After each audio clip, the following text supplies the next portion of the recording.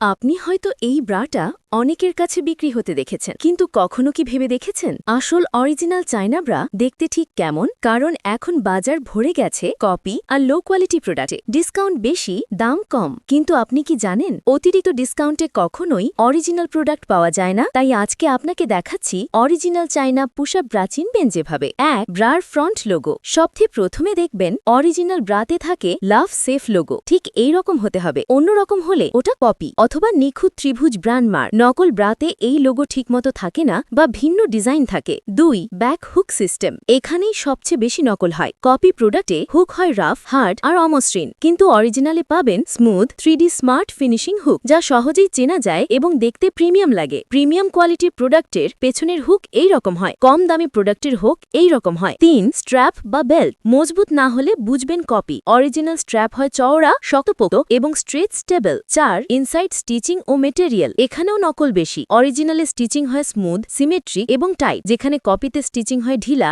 অসম আর দ্রুত নষ্ট হয়ে যায়। আর জানেন কি সবচেয়ে বড় ভুলটা কোথায়? বাংলাদেশের বেশিরভাগ মানুষ শুধু ডিসকাউন্ট দেখে, কিন্তু কোয়ালিটি দেখে না। আর এই জন্যই ২-৩ বার ব্যবহারেই ব্রা ঢিলা হয়ে যায়, শেপ নষ্ট হয় আর কমফর্টও থাকে না। তাই আমি বলবো, শেপ দিচ্ছে 100% original China push up bra, হুবহু সেম প্রোডাক্ট পাওয়ার গ্যারান্টি। অতিরিক্ত অফারে না ভেসে এখনই অর্ডার করে ফেলুন।